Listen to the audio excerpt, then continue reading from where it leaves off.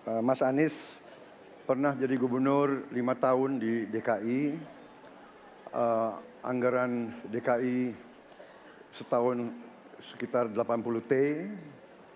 Jumlah penduduk Indonesia DKI 10 juta kira-kira kurang lebih. APBD Jawa Barat 35 T, jumlah penduduknya 50 juta, 5 kali DKI. Tetapi selama Mas Anies mimpin, sering sekali DKI menerima indeks polusi tertinggi di dunia. Bagaimana dengan anggaran 80 T, Pak Anies sebagai gubernur tidak dapat berbuat sesuatu yang berarti untuk mengurangi polusi? Terima kasih. Waktunya masih ada, Bapak? Sudah cukup? Baik, kita akan lanjutkan pada calon presiden nomor urut 1. Kami beri kesempatan untuk menjawab pertanyaan selama 2 menit, dimulai dari sekarang. Pak Prabowo, terima kasih atas pertanyaan yang bagus, tetapi kurang akurat. Saya akan jelaskan, Pak.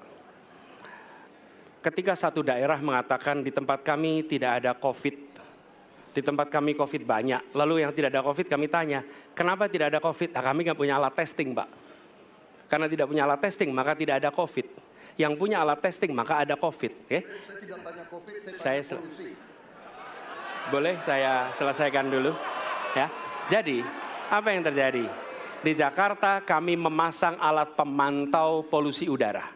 Bila masalah polusi udara itu bersumber dari dalam kota Jakarta, maka hari ini, besok, minggu depan konsisten selalu akan kotor. Tapi apa yang terjadi? Ada hari di mana kita bersih, ada hari di mana kita kotor.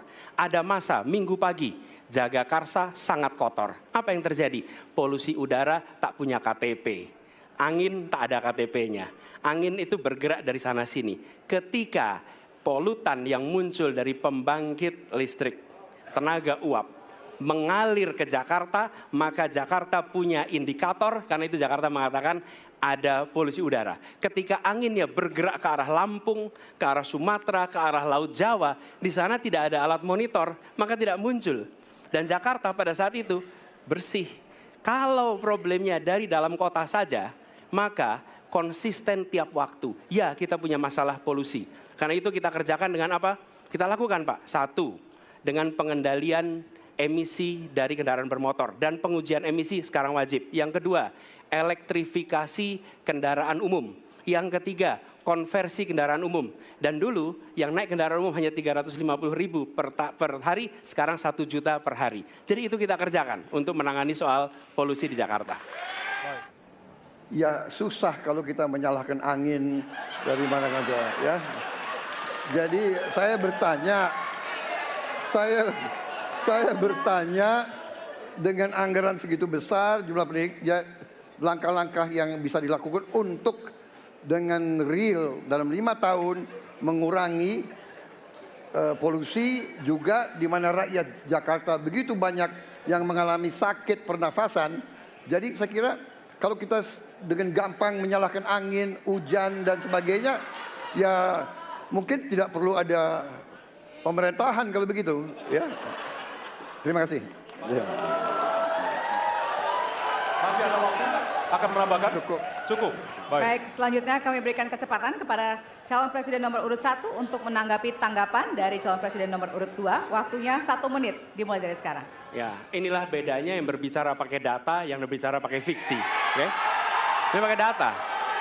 Jadi ketika ditunjukkan, ya memang ada sumber polutan dari dalam kota.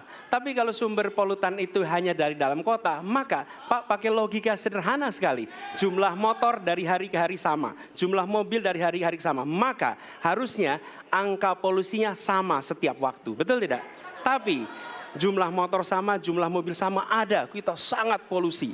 Ada sisi sangat tidak polusi. Nanti kalau perlu saya kirimkan gambar satelitnya kepada Bapak. Supaya Bapak bisa menyaksikan. Dan inilah mengapa kita mengambil langkah itu pakai ilmu pengetahuan, pakai data, dan menggunakan saintis untuk terlibat.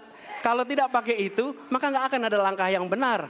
Dan ini kemudian saya teruskan, Pak. Bagaimana pengendalian itu dikerjakan untuk dalam Jakarta.